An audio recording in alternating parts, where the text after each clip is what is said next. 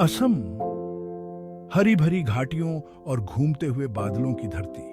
प्राचीन नदियां घने जंगलों से होकर गुजरती थीं। भूली हुई जादू की फुसफुसाहट हवा में तैरती रहती थी। यह एक ऐसी जगह थी जहां दुनियाओं के बीच का पर्दा पतला लगता था, जहां प्राचीन शक्तियां अभी भी अपना प्रभाव रखती थीं। ठाकुर जगमोहन सिंह अपार धन और शक्ति के मालिक अपने जिले पर लोहे की मुट्ठी से राज करते थे। उनकी उपस्थिति मात्र से लोग कांप उठते थे। उनके पास बेशुमार दौलत थी और उनके महल की भव्यता देखते ही बनती थी। लेकिन इस बाहरी वैभव के पीछे एक ऐसा दर्द छुपा था जिसे बहुत कम लोग समझ पाते थे। फिर भी उनके हृदय में एक गहरा दुख समाया हुआ था। यह दुख उनके चेहरे पर साफ झलकता था जब वे अकेले में होते थे। उनकी आंखों में एक अजीब सी उदासी थी जो उनके दिल के दर्द को बयां करती थी। उनकी शादी को सालों बीत चुके थे, लेकिन उनकी हवेली में वारिस की किलकारी कभी नहीं गूंजी। हवेली के हर कोने में एक अजीब सी खामोशी थी जो उनके दिल के खालीपन को दर्शाती थी। वे और उनकी पत्नी दुलारी दोनों ही इस दर्द को महसूस करते थे, लेकिन किसी से कुछ नहीं कहते थे। उनकी पत्नी दुलारी ने शांत गरिमा के साथ उनकी निराशा का भार वहन किया। वह एक सशक्त और धैर्यवान महिला थी, जिन्होंने अपने पति के दुख को समझा और उसे बांटने की कोशिश की। लेकिन उनके अपने दिल में भी एक गहरा दर्द था, जिसे वे छुपा कर रखती थी। उसने एक बच्चे के लिए प्रार्थना की। उसके दिन प्रसाद और तीर्थ यात्राओं से भरे रहे। हर सुबह वह मंदिर जाती, देवताओं के सामने हाथ जोड़कर अपने मन की बात कहती। उसने हर संभव उपाय किया, हर मन्नत मांगी, लेकिन उसकी प्रार्थनाओं का कोई असर नहीं हुआ। लेकिन ऐसा लग रहा था कि देवता उसकी प्रार्थनाओं से बेखबर थे। उसकी आंखों में आंसू थे, लेकिन उसने कभी हार नहीं मानी।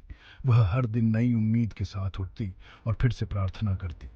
ठाकुर जगमोहन सिंह और दुलारी दोनों ही अपने अपने तरीके से इस दर्द को सहते रहे, लेकिन उनकी उम्मीद कभी खत्म नहीं हुई। वे दोनों ही जानते थे कि एक दिन उनकी प्रार्थनाओं का फल जरूर मिलेगा और उनकी हवेली में भी खुशियों की किलकारी गूंजेगी।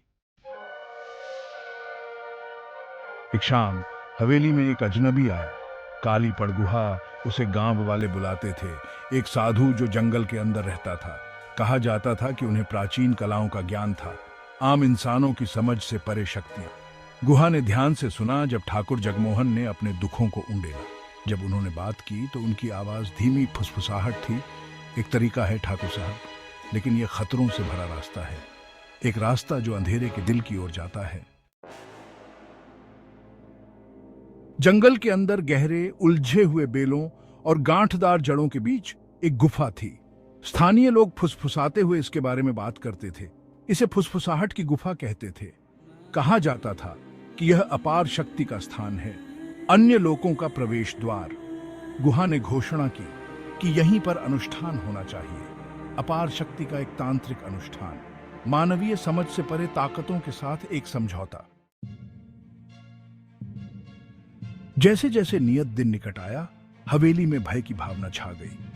वारिस की चाहत उनके हर विचार पर हावी हो गई और ठाकुर जगमोहन उत्तरोत्तर उत्तेजित होते गए। तभी सोनिया का आगमन हुआ। वह लंबे बहते बालों और भेदी आंखों वाली आकर्षक सुंदरता की महिला थी।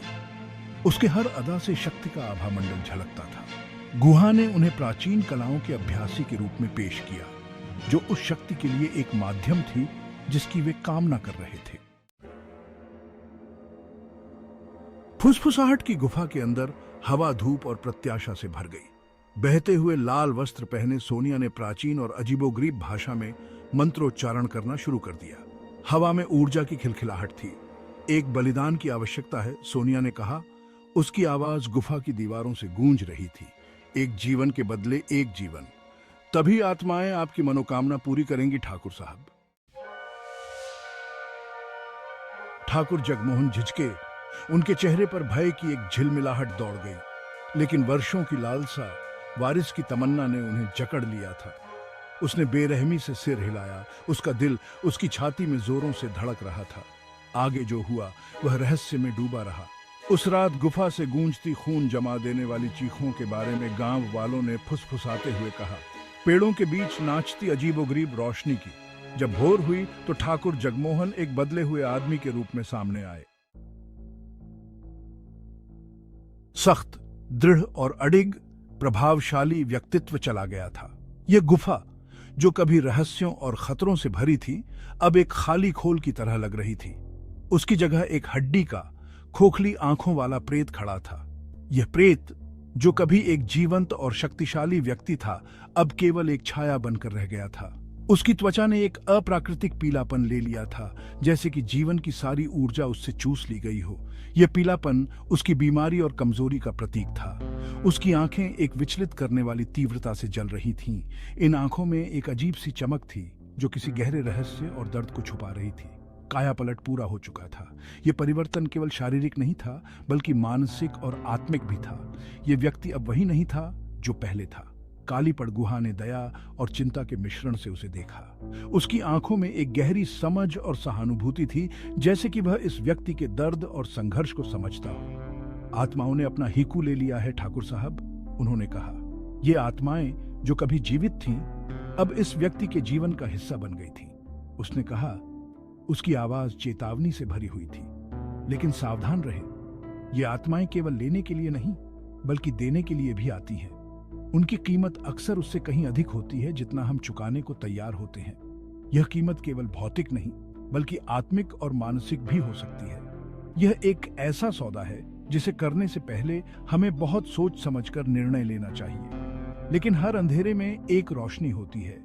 यह रोशनी हमें याद दिलाती है कि चाहे कितनी भी कठिनाइयां क्यों न हो, हमें हमेशा उम्मीद बनाए रखनी चाहिए। कालीपड़ गुहा ने अपने चेहरे पर दृढ़ता और साहस का भाव लाते हुए कहा, हम इस चुनौती का सामना करेंगे, हम हार नहीं मानेंगे, और इसी तरह एकजुट होकर हम किसी भी बाधा को पार कर सकते हैं। यह हमारी एकता और साहस ही है जो हमें विजयी बनाएगी। अंततः शांति और समाधान की ओर हमारा सफर जारी रहेगा। यह सफर हमें सिखाएगा कि सच्ची ताकत हमारे भीतर ही है। महीने बदलते रहे। दुलारी ने खुद को गर्भवती पाया। हालांकि ठाकुर आत्मा के सौदेबाजी के चंगुल में खोए रहे। उसकी इंसानियत दिन ब दिन कम होती गई। गुहा भारी मन से दुलारी के पास पहुंचे। समझौता तोड़ने का एक तरीका हो सकता है, उन्होंने स्वीकार किया, लेकिन इसके लिए किए गए बलिदान के बराबर वजन के बलिदान की आवश्यकता होती है। दुलारी को एक असंभव विकल्प का सामना करना पड़ा, उसके पति की आत्मा या उसके अजन्मे बच्चे की जान। दुलारी ने अपने जीवन के सबसे कठिन क्षणों में से एक का सामना किया। दुहक से भरे हृदय से उसने अपने पति की आत्मा को चुना, जो अब इस दुनिया में नहीं था। अपने पति की यादों को संजोते हुए उसने अपने दिल में एक गहरा दर्द महसूस किया। गुहा ने भारी मन से समझौता तोड़ने के लिए संस्कार किए। यह एक कठिन निर्णय था, लेकिन आवश्यक था। ठाकुर में जीवन शक्ति धीरे धीरे लौट आई। वह एक लंबी और कठिन यात्रा से गुजरा था। वह फिर से एक आदमी बन गया, हालांकि इस अनुभव ने उसे अंदर तक हिलाकर रख दिया।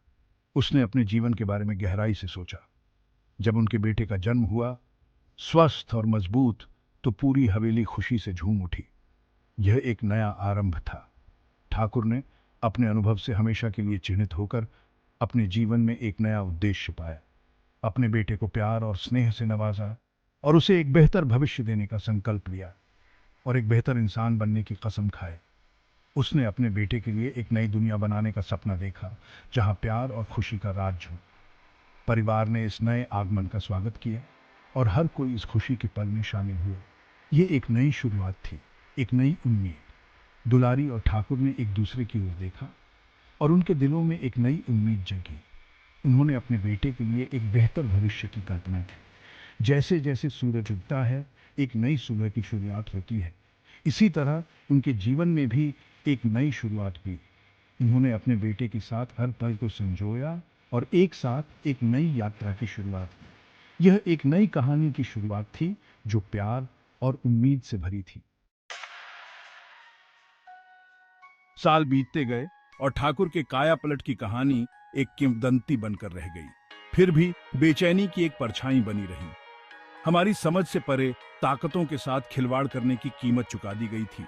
लेकिन सवाल बना रहा, क्या यह वास्तव में सुलझ गया था? जंगल में फुसफुसाहट जारी रही। एक निरंतर याद दिलाता है कि कुछ दरवाजे एक बार खुलने के बाद वास्तव में कभी बंद नहीं होते हैं।